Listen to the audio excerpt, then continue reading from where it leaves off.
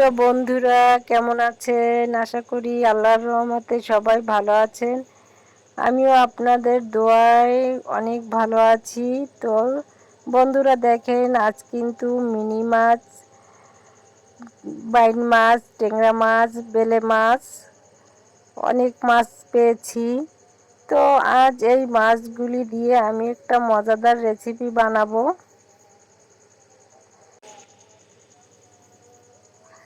যারা আমার ভিডিও দেখা শুরু করবেন, অবশ্যই একটা লাইক দিয়ে দেখা শুরু করবেন। তো বন্ধুরা, দেখেন অনেক উপরের করলা গাছ। তো করলা গাছ থেকে আমি একটা করলা ছিঁড়ে নেব।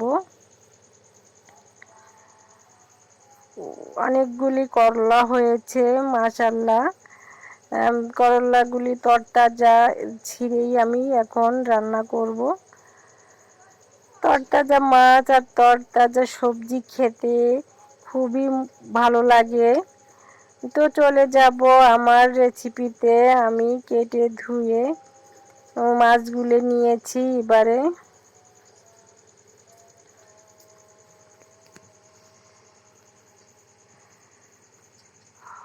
হলুদ, লবণ, মরিচের গুঁড়া দিয়ে আমি মেখে ভালোভাবে লাল লাল করে ভেজে নিব। তো আমি মেখে নিয়েছি। এবারে সাদা তেল দিয়ে আমি মাছগুলি দিয়ে দিব। তো বন্ধুরা, আমার ভিডিও যদি আপনাদের ভালো লাগে তাহলে অবশ্যই লাইক, কমেন্ট ও শেয়ার করে আমার পাশে থাকবেন। মাছগুলি এবারে আমি উল্টিয়ে ভেজে নিব।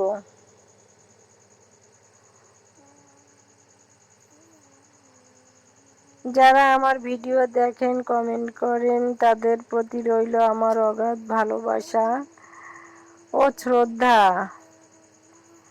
আপু ভাইয়েরা, আপনাদের দোয়ায় এবং ভালোবাসায় আমি অনেক দূর এগিয়ে চলেছি। তো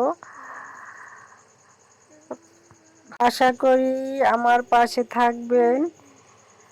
এবারে কড়াইয়ে সাদা তেল দিয়ে আমি দিয়ে দিব কাঁচামরিচ কুচি, দিয়ে দিব রসুন বাটা, পেঁয়াজ বাটা,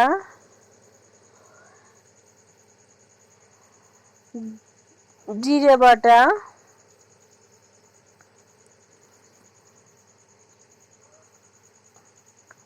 পরিমাণ মতো হলুদের গুঁড়া, পরিমাণ মতো মরিচের গুঁড়া,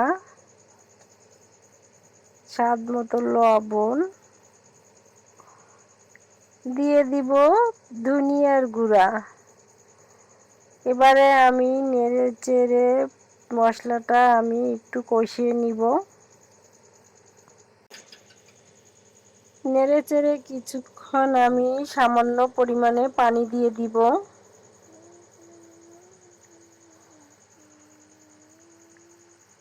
তো এবারে আমি করলা এবং আলু কেটে রেখেছি। তো ধুয়ে এবারে আলু করলা দিয়ে দিব।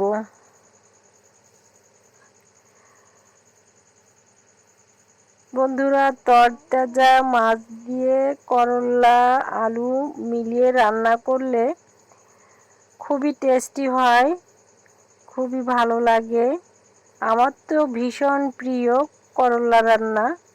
এর জন্য আমি তরতাজা করলাটা ছিঁড়ে এনেই রান্না করে নিচ্ছি। যারা করলা খান না, কিন্তু এভাবে একবার রান্না করে খেয়ে দেখবেন, অবশ্যই টেস্টি হবে এবং খেতে ইচ্ছা করবে। তো আমি করলা এবং আলু ভালোভাবে কষিয়ে নিয়ে ঝোলের পানি দিয়ে দিব।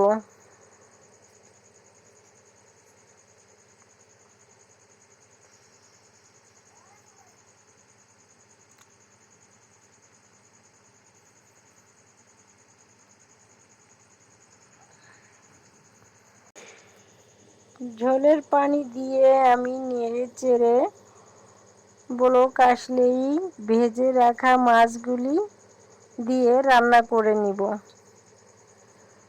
তো লাল লাল করে আমি মাছগুলি ভেজে নিয়েছি। তো এবারে আমি দিয়ে দিব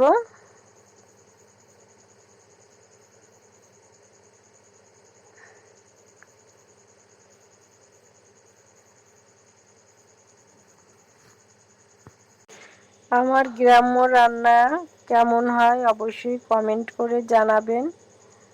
আমি একটা বিষয় দেখেছি, আমার প্রিয় বন্ধুরা এখন আর আমার ভিডিও তেমন দেখে না এবং কমেন্টও তেমন করে না। হয়তো হাতে গোনা 2, 4, 5 জন। জানি না কেন আমার থেকে মুখ ঘুরিয়ে নিয়েছেন, হয়তো ভালো লাগে না তাই। তো কাউকে জোর করব না। তো নেড়ে চেড়ে আমি রান্নাটা হয়ে এসেছে, এবারে ভাজা জিরের গুঁড়ো দিয়ে নেড়ে চেড়ে নিব।